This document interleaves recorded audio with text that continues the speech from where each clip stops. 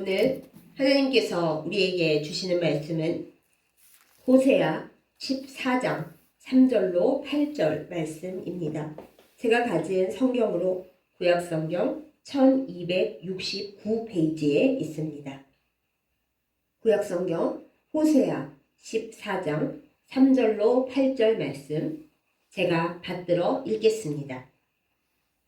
우리가 아수르의 구원을 의지하지 아니하며 말을 타지 아니하며 다시는 우리의 손으로 만든 것을 향하여 너희는 우리의 신이라 하지 아니하오리니 이는 고아가 주로 말미암아 긍휼을 얻음이니이다 할지니라. 내가 그들의 반역을 고치고 기쁘게 그들을 사랑하리니 나의 진노가 그에게서 떠났음이니라. 내가 이스라엘에게 이슬과 같으리니 그가 백합화같이 피겠고 레바논 백향목같이 뿌리가 박힐 것이라. 그의 가지는 퍼지며 그의 아름다움은 감람나무와 같고 그의 향기는 레바논 백향목 같으리니 그 그늘 아래에 거주하는 자가 돌아올지라. 그들은 곡식같이 풍성할 것이며 포도나무같이 꽃이 필 것이며 그의 향기는 레바논의 포도주같이 되리라. 에브라임의 말이 내가 다시 우상과 무슨 상관이 있으리요 할지라. 내가 그를 돌아보아 대답하기를 나는 푸른 잣나무 같으니 내가 나로 말미암아 열매를 얻으리라 하리라. 아멘. 기도하겠습니다. 사랑과 은혜가 충만하신 우리 아버지 하나님, 하나님의 말씀을 사모하며 이 시간 주님 앞에 나아갑니다. 우리에게 이슬이 되시고 또한 나무가 되시는 하나님의 그 귀한 사랑을 우리의 마음판에 새기게 하여 주옵소서. 하나님의 말씀의 능력으로 살도록 우리를 이 시간 온전케 하여 주옵소서. 예수님의 이름으로 간절히 기도드렸사옵나이다. 아멘. 4월은 연두색의 계절입니다. 나무들이 새싹을 틔우고 어디를 봐도 초록빛이 가득합니다. 그러나 동시에 또 매우 건조한 계절이기도 합니다. 중국에서 황사도 불어옵니다. 요즘 받는 재난 문자 대부분은 대기가 매우 건조함으로 산불을 조심하라 라는 것입니다. 경북은 산불이 많은 지역입니다. 그래서 지나가다 보면은 불타버린 민둥산이 많이 보입니다. 그럴 때마다 저는 가끔 생각합니다. 우리의 마음도 우리의 삶도 때로는 저렇게 불탄 민둥산 같을 때가 많지 않은가라고요. 여러분은 어떠십니까? 여러분의 마음과 여러분의 삶은 온통 초록빛으로 가득하십니까? 아니면 밖으로 말은 잘 못하지만 내 신세가, 내 영혼이 불타버린 민둥산과 별로 다를 것이 없이 건조한 상태다 이러고 계십니까? 오늘 호세아 선지자는 말씀을 통하여 북이스라엘에게 또한 우리에게 하나님 앞에 어떻게 살아가야 할지 굉장히 아름다운 숲의 비유를 통해 이야기를 해줍니다. 우리가 하나님 앞에 살아가면서 불탄 민둥산처럼 그냥 숨죽이고 건조한 채로 어쩌지 못해서 살아가는 것이 아니라 우리가 무엇을 의지해야 할지를 분명히 결단하고 주님 앞에서 사랑스럽게 살아갈 때 어떤 복을 누릴 수 있는지 우리는 오늘 본문을 통해서 잘 배울 수가 있습니다. 그럼 우리가 본문의 이야기를 시작하기 전에 호세아 선지자가 북이스라엘에 대해 외쳤던 그 상황 그리고 그 이야기를 잠시 나누어 보도록 하겠습니다. 우리가 호세아 선지자를 생각하면 사랑의 선지자라는 그의 별명이 먼저 떠오릅니다. 하나님의 명령을 따라서 예언자나 선지자들 보통 하는 것과는 다르게 이상한 결혼을 했죠. 바람을 잘 피우는 아내 고멜을 맞아다가 그 아내가 자꾸 바람을 피우고 가출을 하면 이혼하는 게 아니라 찾아가서 상당한 양의 돈을 내고 그 아내를 되찾아오고 그리고 바람 피우지 말라고 얘기하고 그 일을 반복을 합니다. 결국 결과는 아름답게 끝나죠. 고멜이 회개를 하고 호세아 선지자의 아내로서 행복한 가정으로 잘 회복되어 살아간다라고 끝을 맺습니다. 그런데 여러분 아십니까? 호세아 이야기는 그 앞부분만 있는 게 다가 아닙니다. 거기만 읽으면 참 좋겠지만 그 뒤로는 북이스라엘에 대한 하나님의 심판의 말씀이 줄줄이 이어집니다. 얼마나 끔찍한 이야기가 많이 나오는지 읽어보신 분들은 아우 힘들어서 못 읽겠다 이렇게 얘기하실 수 있어요. 그런데 그렇게 혹독한 이야기를 해야 할 만큼 북이스라엘의 상황이 심각했습니다. 왕조가 여러 번 바뀌고 또 반역이 자주 일어나고 그때마다 하나님을 사랑하고 잘 섬기는 왕보다는 하나님을 멀리 떠나고 이 세상적인 수단을 이용해서 권력을 유지하며 나라의 부를 쌓으려는 그런 왕들이 나라를 다스렸습니다. 여러분, 하나님을 떠난 나라와 백성의 모습이 어떤지 아십니까? 선지자들이 계속 부르짖기를 너희가 하나님을 떠나 우상숭배하는데 제일 큰 문제가 뭔지 아냐? 바로 너희가 하나님 안에 있어야 할 정의와 공평과 그리고 사랑을 버렸다라는 것입니다. 우리 생각에 아니 하나님을 안 믿는다고 정의와 사랑을 버리나? 그런데 결과가 그렇더라고요. 하나님 안에 정의와 사랑이 있지 하나님을 떠나 나는 법 없이도 살 수 있다? 그렇게 말하는 사람 결국에는 정의도 사랑도 다 떠나게 되어 있습니다. 하나님께서 사랑과 정의이시기 때문입니다. 북이스라엘도 그랬습니다. 하나님을 떠나 우상 숭배하며 강대국을 의지하면서 그들은 사랑도 정의도 버리고 결국 나라가 다 무너져 갔죠.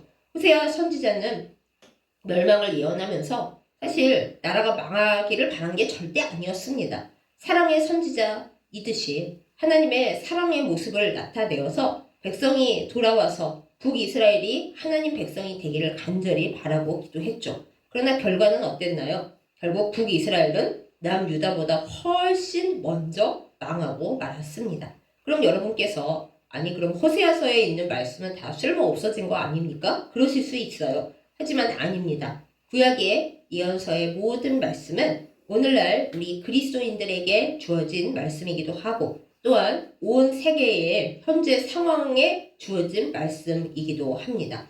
호세아 선지자는 길고 긴 혹독한 심판 예언 후에 마지막 장, 오늘 우리가 함께 나눈 본문 14장에서 하나님 앞에 어떻게 살아가야 할지 또 이 거친 인생의 진짜 모범 답안은 무엇인지 해답은 무엇인지 아예 적어서 남겨놨습니다. 사람들이 하도 삐뚤어지고 행하지를 않으니까 그래 하나님 앞에 사는 인생의 모범 답안을 내가 써줄 테니까 제발 이대로 해 라고 간절하게 남겨놓은 것이죠. 그게 어디 호세아 선지자만의 생각이겠습니까? 우리를 향하신 하나님의 생각이기도 한 것입니다. 생각하면 우리는 굉장히 건조한 삶을 살아가고 있습니다. 우리의 삶 가운데 기쁨과 그리고 행복함이 어느 정도 있나요? 우리는 많은 부분 행복한 척 하기도 하고 괜찮은 척 하기도 하는데 실제 우리의 삶이 광야 같고 사막 같고 그리고 아무것도 없는 황무지 같은 순간이 얼마나 많이 있나요? 그런 우리에게 하나님은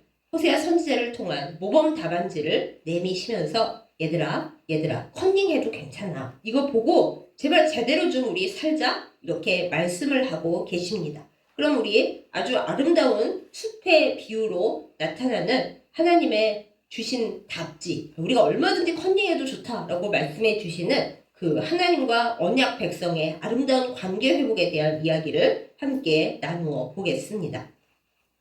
하나님은 호세아 선지자를 통해 먼저 말씀을 주십니다. 북이스라엘에게 또한 하나님을 섬기며 살아가는 우리에게 이야기를 하세요. 너희가 내 앞에 돌아와서 이렇게 결단을 해라 라고요. 그 결단해야 되는 이야기가 본문 3절 말씀에 나옵니다. 세 가지로 답을 주십니다. 뭐라고 말을 해야 하나요? 아수르를 의지하지 않겠다 이렇게 말하라고 하십니다. 아수르는 당대의 강대국이었습니다. 그런데 이 북이스라엘이 아수르를 의지했는데 결국에 어디에 망했는지 아십니까? 아수르에 망했어요. 그러니 우리가 나를 도와줄 수 있는 강대국 또 나에게 힘이 되어줄 수 있는 어떤 큰 권력 뭔가를 의지한다. 그것이 나에게 힘이 되어주는 게 아니라 오히려 그것 때문에 망하는 경우가 허다합니다. 그러므로 하나님께서 우리 모두에게 주시는 말씀 절대 누군가를 또 무엇인가를 찍어서 그 사람을 통해 혹은 그 공동체를 통해 그 권력을 통해 내가 잘 살아갈 수 있겠지? 그러지 말라라는 것입니다. 그렇게 할수록 그것 때문에 걸려 넘어지는 일이 생긴다라는 것이죠. 그 다음으로는 말을 타지 않겠다라고 결단하라고 하십니다. 말을 탄다는 것은 무엇입니까?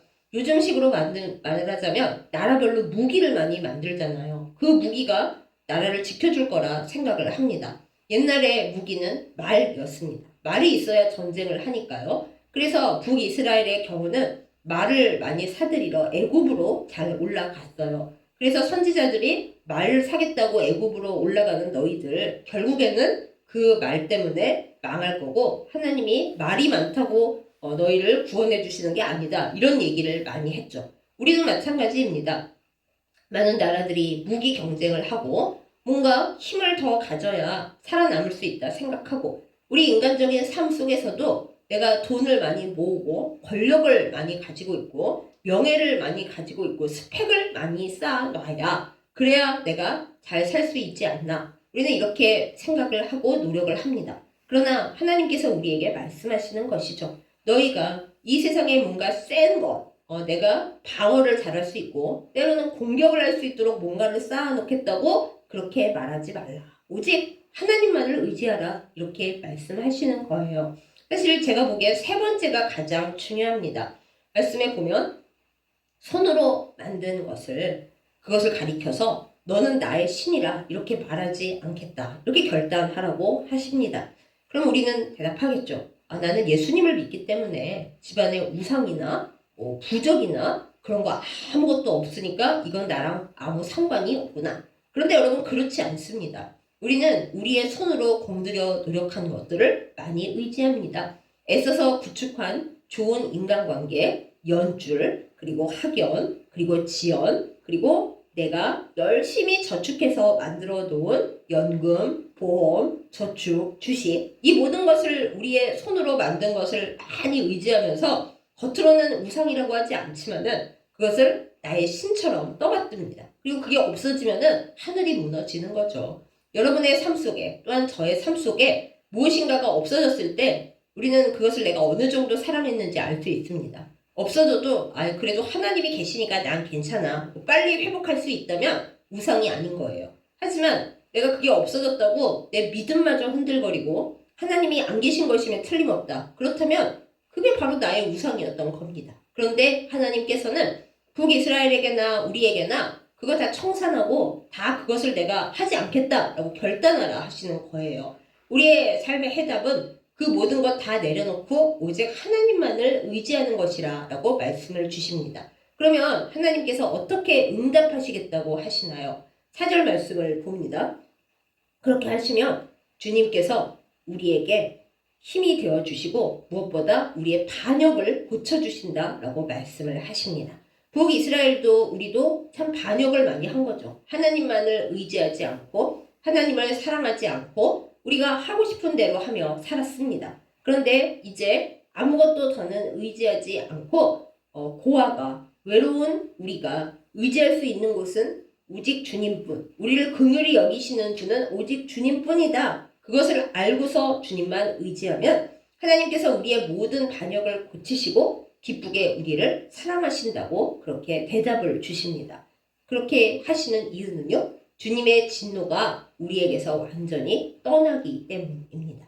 여러분, 하나님의 진노에서 우리가 노임을 받고 주님의 진노가 나에게서 떠나고 주님의 사랑과 기쁨이 내 삶에 풍성해져야 그래야 비로소 복을 누리는 거 아니겠습니까? 그런데 그렇게 되기 위해서는 우리가 주님 외에 의지했던 모든 것들을 다 내려놓으라라고 하시는 겁니다. 고아이면서 의지할 것 하나도 없으면서 우리를 긍휼히 여겨주실 수 있는 유일한 분 하나님은 의지하지 않고 나 고아야 그러면서 여기저기 딴 데만 의지하고 다닌 그 모든 것을 내려놓아야 빈손 되어야 오직 주님만 붙잡아야 주님의 진노가 우리 집안에서 떠나고 우리의 삶 가운데서 떠나고 우리의 모든 터에서 떠나고 주님이 우리의 반역과 죄를 다 고쳐주시고 우리를 기쁘게 사랑해 주신다라는 것입니다. 우리가 이것을 잘 따라서 행하면은 그 다음에는 이제 하나님과 그리고 그 언약이 회복된 백성과의 아름다운 관계가 광야 속에 있는 멋진 숲의 모습으로 이미지로 다시금 펼쳐집니다. 우리가 그 아름다워지는 모습을 한번 보겠습니다. 5절에 보면 하나님께서 이슬이 되겠다고 하십니다. 이슬이 무엇입니까? 나무가 식물이 자라나는데 꼭 필요한 정말 없어서는 안 되는 필수 조건입니다. 그런데 이 이슬을 나무가 원한다고 이슬아 내려라 한다고 이슬이 내립니까? 그렇지 않잖아요. 이슬은 하나님의 은혜입니다. 그리고 생명입니다. 우리가 바란다고 내리는 것이 아니라 하나님께서 은혜로서 주셔야, 무조건적인 사랑으로서 생명력으로 부어주셔야 얻을 수 있는 것입니다. 그런데 하나님과의 언약을 회복하고 하나님의 사랑으로 돌아온 고와 같은 이 백성에게 하나님께서 드디어 내가 너희에게 이슬이 되리라 하시는 거예요. 황량한 광야와도 같고 불타버린 민둥산과도 같은 우리의 삶 속에, 우리의 시간 속에 하나님께서 내가 너에게 생명의 이슬, 은혜의 이슬이 되어 내릴 거야 라고 약속을 주시는 겁니다. 그러면 어떤 좋은 일이 일어납니까? 맨 처음 일어나는 좋은 일은 백합화 같이 핀다라는 것이에요. 꽃은 아름답고 좋은 것입니다. 하나님께서 이슬이 되어 내려주시는 그 자리에는 가장 먼저 아름다움이 회복됩니다. 우리가 우리의 삶을 생각해 볼 때 일그러지고 왜곡되고 아름답지 못한 부분이 얼마나 많은가요? 하나님의 눈을 피해 숨은 아담과 하와가 자기들을 생각했을 때 예전에 몰랐는데 우리가 참 추하고 부끄럽구나 이렇게 느꼈잖아요. 우리도 마찬가지입니다. 하나님 떠난 우리의 삶은 세상이 보기에 어떠하든지 마음속 깊은 곳에서는 추하고 일그러져 있습니다. 그런데 하나님의 언약 백성으로서 회복되고 하나님께서 은혜를 내려주시면, 생명력을 내려주시면, 그러면 그 자리가 먼저 아름답게 백합화처럼 피어난다라는 것입니다. 거기서 끝나지 않습니다. 그냥 아름답기만 해서는 금방 시들어버리잖아요. 꽃은 예쁘지만 제가 안타까운 것이 꽃은 참 아름답지만 금방 시들어버린다라는 거예요. 그것만으로는 우리가 하나님과의 사랑과 그리고 우리의 믿음을 지켜갈 수 없습니다. 그래서 하나님께서 하나 더 덧붙이십니다. 꽃만 예쁘게 필 뿐만 아니라 레바논의 백향목 같이 뿌리가 깊이 박힐 것이다. 이렇게 말씀을 하십니다. 나무가 넘어지지 않으려면, 사람이 자기의 인생에서 어떤 일이 생겼다고 바람이 분다고 쓰러지지 않으려면 뿌리를 깊이 박아야 합니다. 여러분은 레바논의 백향목을 아십니까? 성경에서 가장 크고 가장 아름다운 나무로 등장하는 그 나무, 성전을 지을 때도 쓰고 그리고 왕궁을 지을 때도 쓰는 아주 값비싸고 키가 크고 아름다운 그 나무가 그렇게 키가 커지려면 뭐가 든든해야겠어요? 뿌리가 깊이 박혀 있어야 위로 커질 거 아닙니까? 그 레바논의 백향목처럼 하나님께서 은혜의 이슬로, 생명의 이슬로 우리의 삶을 깊이 뿌리 박히게 하신다라고 약속을 주시는 겁니다. 우리의 믿음도 하나님께서 부어주시는 생명의 이슬, 은혜의 이슬로 말미암아 이렇게 깊이 뿌리 박는 은혜가 있기를 예수님의 이름으로 축복합니다.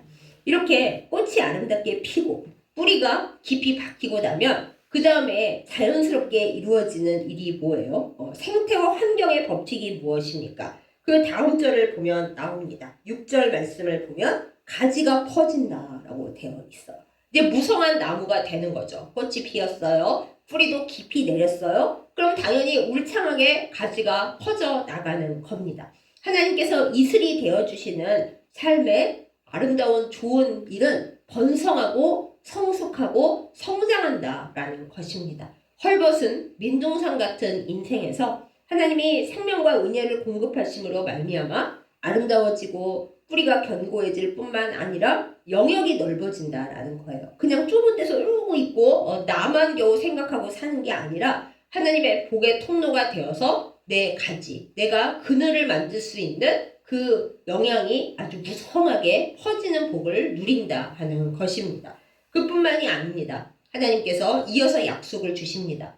그 아름다움이 감람나무와 같다라고요. 감람나무보다 더 예쁜 나무가 많지 않나? 라고 우리가 생각하지만 사실은 감람이라는 말보다 올리브나무라는 말이 맞는 이 나무는 말이죠. 천년을 삽니다.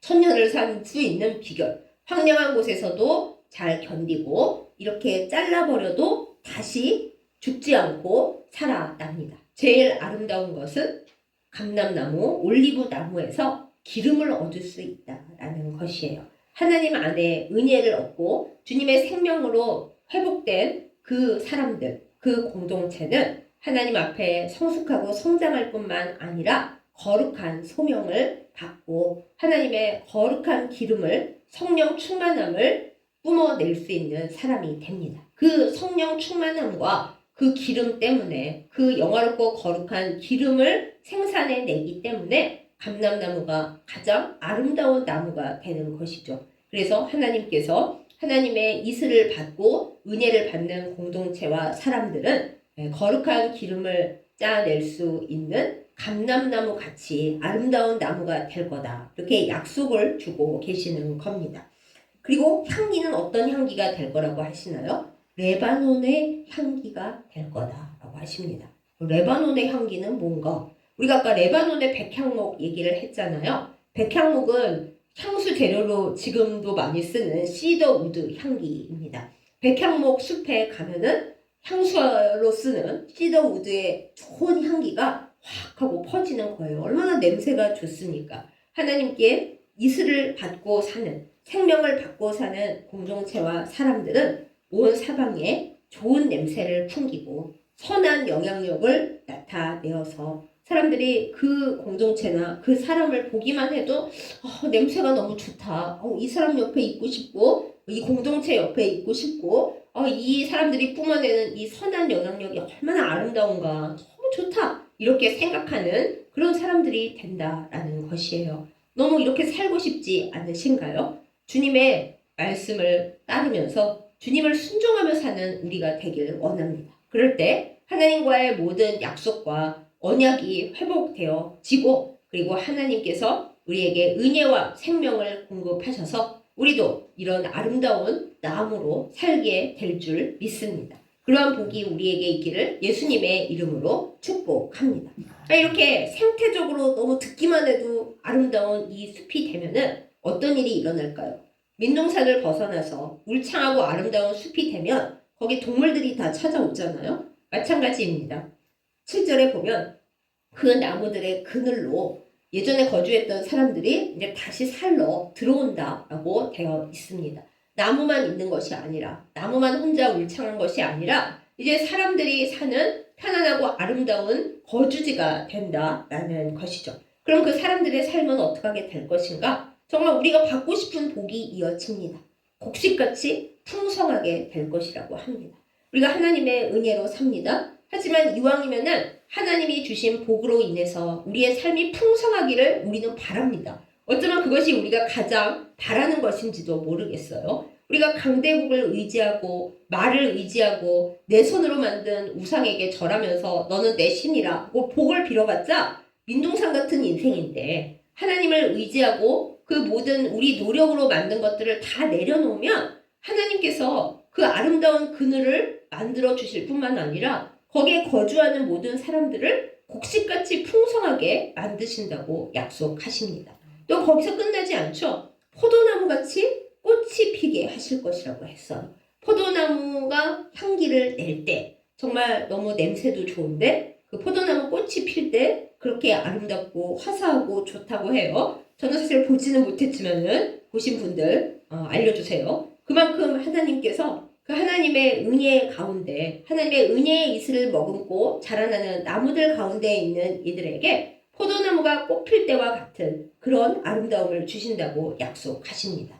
거기서 끝이 아닙니다. 그 향기도 또 나오는데 향기는 아까는 레바논 백향목이 나오더니 이번에 레바논 포도주가 나와요. 안 마셔봤지만 아마 최상의 포도주인 것 같습니다. 그 포도주에서 나는 풍요롭고 아름다운 향기를 내게 한다 하시는데 이 모든 것을 다 합치면 한 가지입니다. 하나님의 은혜의 그늘 아래 사는 사람들 하나님께서 풍요롭게 하시고 아름답게 하시고 향기롭게 하시고 복을 찾아서 막 돌아다녀서 복을 받는 게 아니라 하나님의 은혜의 이슬을 받아 살기 때문에 그냥 거기에 평화롭게 있어도 하나님 부어주시는 복과 기쁨과 모든 좋은 것에 복이 다 들어온다라는 것이죠. 이런 복 너무 받고 싶지 않으십니까? 우리가 말 안 들었던 그래서 망했던 답을 갖고 있어도 컨닝을 못하고 외우지 못하고 행하지 못하여 망한 북이스라엘이 되지 말고 하나님께서 모처럼 우리에게 답안지도 다 주셨는데 이것을 행하여서 주님의 은혜 가운데 아름답게 번성하는 숲을 이루고 그 가운데 복을 누리며 살 수 있기를 예수님의 이름으로 축복합니다.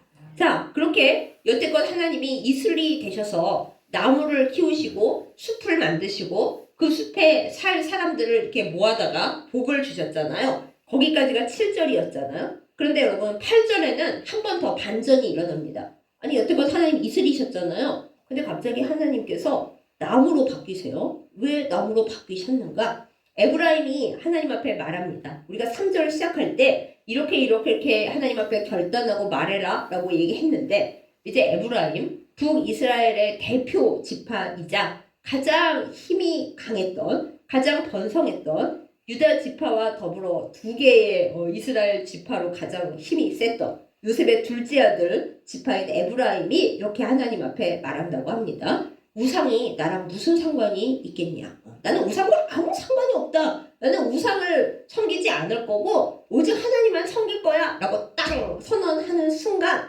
하나님이 그 에브라임을 말하자면 북이스라엘을 그렇게 선언하는 우리 모두를 이렇게 돌아보면서 대답을 하신다고 합니다. 그렇게 저는 우상하고 아무 상관이 없어요. 하나님만 섬길 거예요. 하나님만 따를 거예요. 라고 말하는 그 누군가에게 그 공동체, 그 나라에 하나님께서 이렇게 돌아보시면서 말씀하신대요. 뭐라고 말씀하십니까? 나는 푸른 잣나무 같다고요.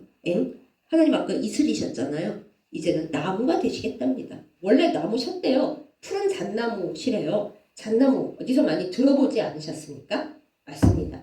노아가 방주를 만들 때 하나님께서 뭐로 만들라고 하셨습니까? 잣나무로 방주를 만들어라.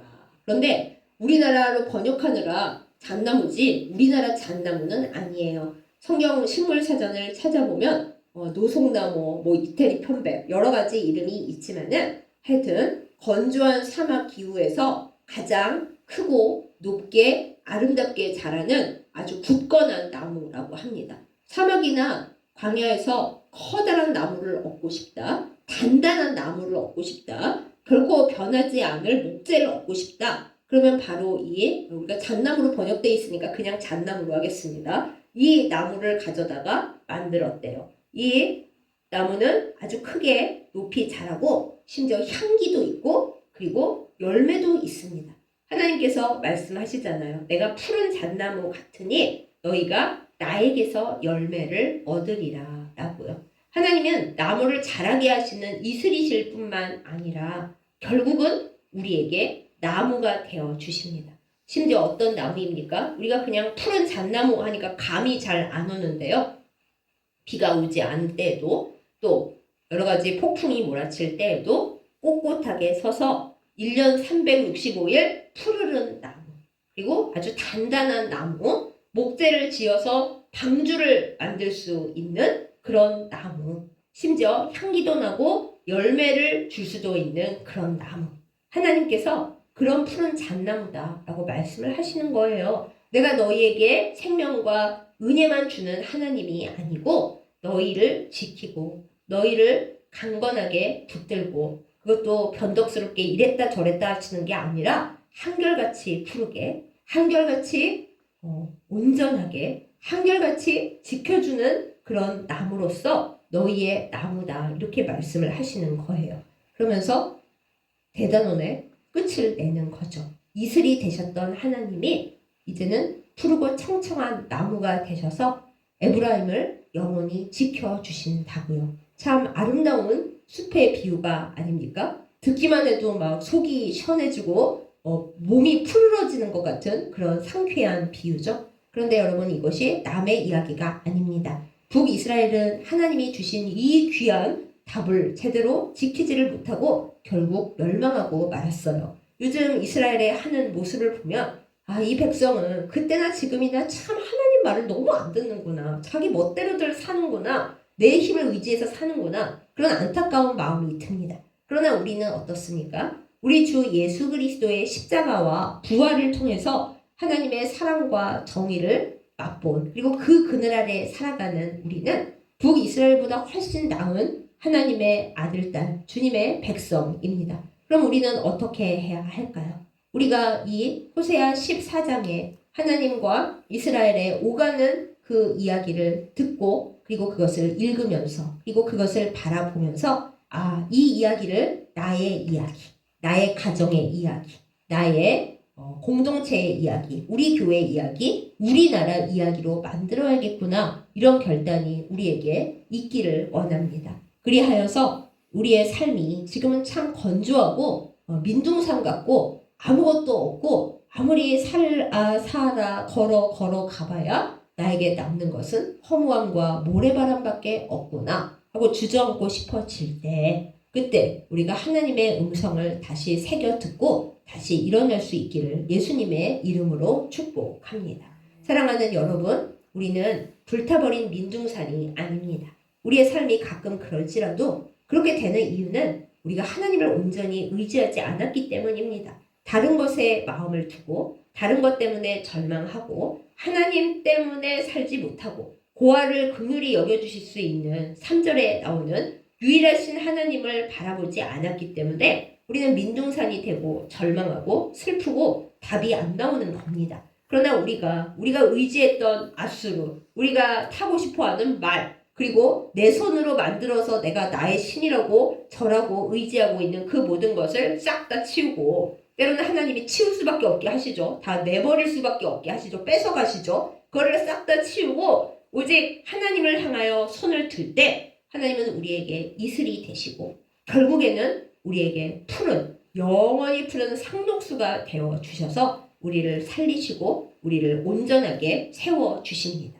그러한 사실을 오늘의 이 성경 말씀을 따라가면서 하나하나 마음속에 그려보면서 하나님, 이 복이 나의 복이 되기를 원합니다. 우리 가정의 복이 되기를 원합니다. 내 자손들의 복이 되기를 원합니다. 우리 모든 가족의 복이 되기를 원합니다. 더 나아가 우리나라의 복이 되고 이 답이 안 나오는 황량하고 전쟁을 향해서만 달려가고 있는 이 세계에 하나님의 은혜가 새로 깃들기를 원합니다. 이렇게 기도하며 나아가는 우리가 되기를 예수님의 이름으로 축복합니다.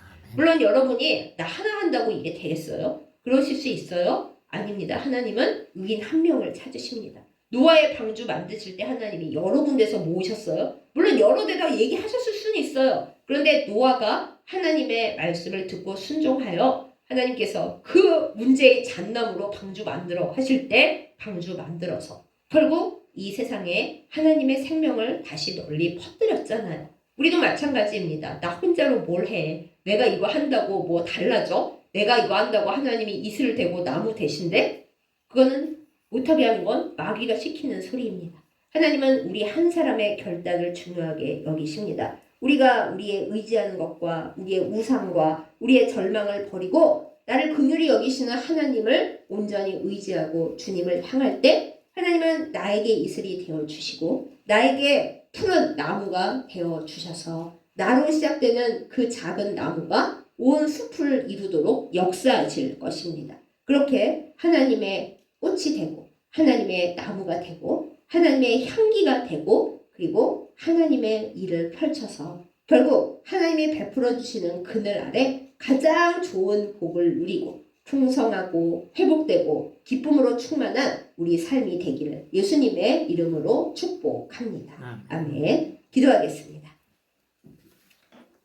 우리의 푸른 잣나무가 되시는 하나님 아버지, 하나님을 떠나 살면 우리의 삶이 결국 불탄 민둥산과 하나 다를 바가 없고 황야를 헤매다가 죽는 연약한 삶일 뿐인 것을 생각합니다. 그러나 하나님을 온전히 따를 때 이 오늘 본문 말씀에 있듯이 답을 다 주시는 하나님만을 온전히 의지하고 따라가면은 하나님께서 우리를 아름다운 나무로 키워주시고 꽃도 피우게 하시고 또 아름다운 숲을 이루어 많은 이들을 살게 하시며 그 모든 사람들이 복을 누리게 하시는 줄을 우리가 배우고 나아갑니다. 그저 이 시간 이 말씀이 잠시 우리의 귀를 스치고 지나가지 않게 하여 주시옵소서. 말씀의 구절마다 그 모든 이미지마다 성령의 은혜로 말미암아 우리의 마음속에 새겨지게 하여 주시옵소서. 그래야 우리가 하나님께서 약속하여 주시는 이 모든 복을 받아 누리며 또한 복의 통로가 되며 하나님의 큰 숲을 이루는 처음 시작하는 나무들로 살아갈 수 있도록 인도하여 주시옵소서. 우리에게 이슬을 주시는 하나님을 사랑합니다. 하나님의 은혜와 하나님의 생명으로 말미암아 우리가 사는 것을 믿습니다. 그러나 열매는 우리가 만들어내는 것이 아니요 영원한 푸른 나무가 되시는 하나님께로부터 얻는 것임을 다시금 고백합니다. 나를 열매 맺게 하시는 하나님을 온전히 따라 살면서 주님의 백성으로 복을 누리게 하여 주옵소서. 예수님의 이름으로 간절히 기도드렸사옵나이다. 아멘. 헌금기도 드리겠습니다. 우리의 푸른 나무가 되시는 하나님 아버지, 하나님께로부터 받는 모든 생명과 은혜, 이슬과도 같이 내리는 그 은혜에 감사하면서 하나님께서 주신 것 중에 일부를 주님 앞에 예물로 올리옵니다. 하나님을 사랑하는 우리의 마음이 물질을 사랑하는 마음보다 크다는 것을 이 헌금을 통해 하나님 앞에 올리오니 주께서 받으시고 기쁘게 역사하여 주시옵소서. 우리가 하나님 앞에 예물 드림으로 인하여 하나님께서 주시는 복을 참으로 감사하며 기쁘게 더 받을 수 있도록 역사하여 주옵시고 하나님께서 주시는 복으로 말미암아 더 좋은 더 아름다운 복의 통로가 되도록 인도하여 주시옵소서. 예수님의 이름으로 간절히 기도드렸사옵나이다. 아멘. 이제는 우리 주 예수 그리스도의 은혜와 하나님 아버지의 지극하신 사랑과 성령의 인도하심과 교통하심이 우리에게 이슬을 내려주시고 또한 우리에게 영원한 푸른 나무가 되어주시는 우리 하나님의 은혜를 깊이 생각하고 그 은혜 가운데 거하면서 하나님 외에 우리가 의지하고 바라보는 모든 것을 내어버리고 주님과 더불어 영원한 언약을 지키며 살 것을 결단하는 예배드린 모든 주의 백성들을 위해 이제부터 영원까지 함께 하시기를 간절히 축원하옵나이다.